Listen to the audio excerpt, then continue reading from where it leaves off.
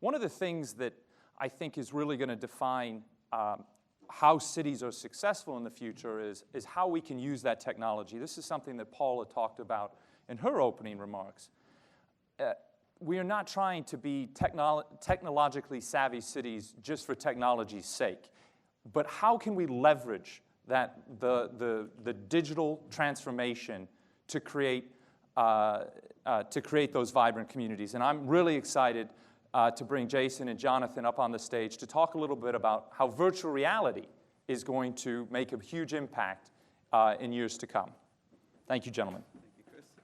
Also, go ahead and like to invite our VR strategist, Rebecca Diaz, to come up here and make our jobs a little easier. We've been working on this project probably for 3 or 4 months now.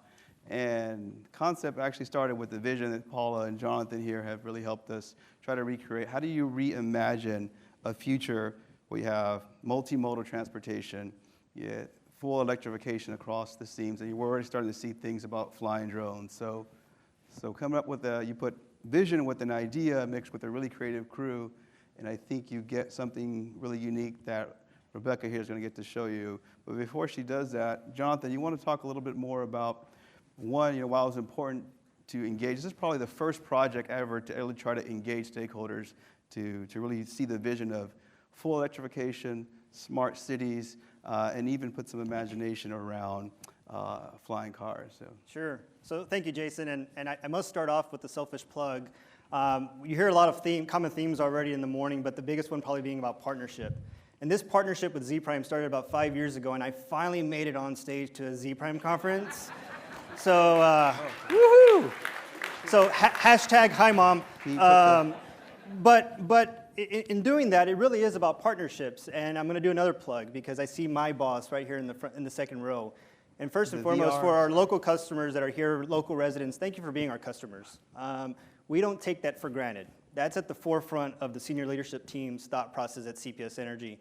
And this partnership with Zpryme and looking at how we can continue to have a conversation around what the future of electricity will look like and power it as a whole for our community was very important. And we also are very much thinking about how do we look at behavioral changes for our youth as we start looking about the next generation of customers that are going to come in through the pipeline. And so this was a unique opportunity to partner with, and you see it here, a home of the future and what technology can do to help enable a better quality of life. And at the end of the day, that's really what a city of the future should be focused on. Thinking about how do we offer new products and services, how do we make it more efficient and easier for people to do their business and live their lives, and ultimately improving their quality of life. So given this challenge a couple of months ago, I will tell you it was a lot of conversations going back and forth, little trial and error, but we're excited to have it here today, and you're seeing it here a little bit from the start go here. Yeah, so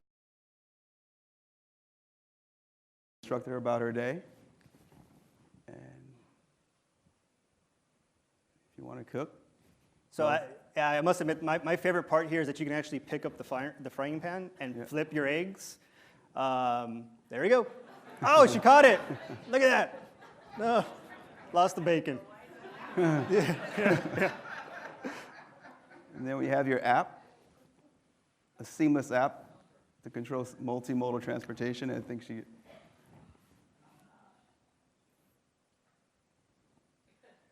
And in this case, she selected the electric bus for a trip. And in the experience, you have a chance to take an autonomous vehicle or electric bus. And now she's going to get on the electric bus. You can see some drones. And you can use your imagination 10, 20 years in the future, maybe faster, maybe a little longer. But if anyone's a CES fan, you know that these things are already being talked about in the market. Uber has just recently announced the full seamless transportation, I think, in a few markets. So we're pretty close to, I think, of imagining and envisioning what it could be. And I think, as Jonathan said, I think getting people just interested in having that dialogue is a lot of what we're trying to do.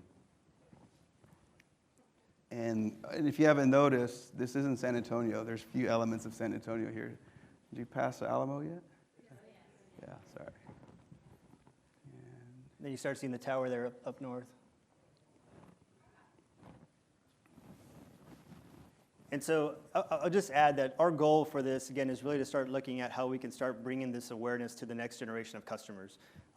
Bringing awareness around what energy efficiency looks like and how that behavioral change is going to be important for as we get to know our customers moving into the future as well. And then I'm going to be quiet because this is the best part, and I always get a little dizzy on this too, even though you don't move.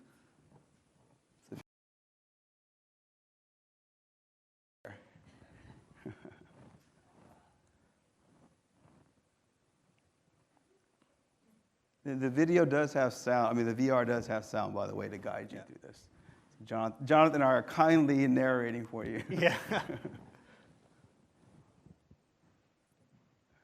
And so the goal of this interaction is that you're actually meeting up with friends at the Tower of the America to engage in an afternoon of activities. And so the idea is that we didn't want to limit ourselves, so we were thinking, well, what could the future possibly look like? So you incorporate future helicopters or future drones taking you from location to location, and why not just take you all the way up to the tower, which we're going to rebrand with our logo, of course, right? But yeah. Thank you, Rebecca. Big shout out to Rebecca and Jorge on our VR team who worked so hard on this too. Jonathan, thank you for the support. Thank you. Thank you, everyone. Appreciate your time. And the demo will be outside for all you to try. Hopefully you can take a look. Thank you.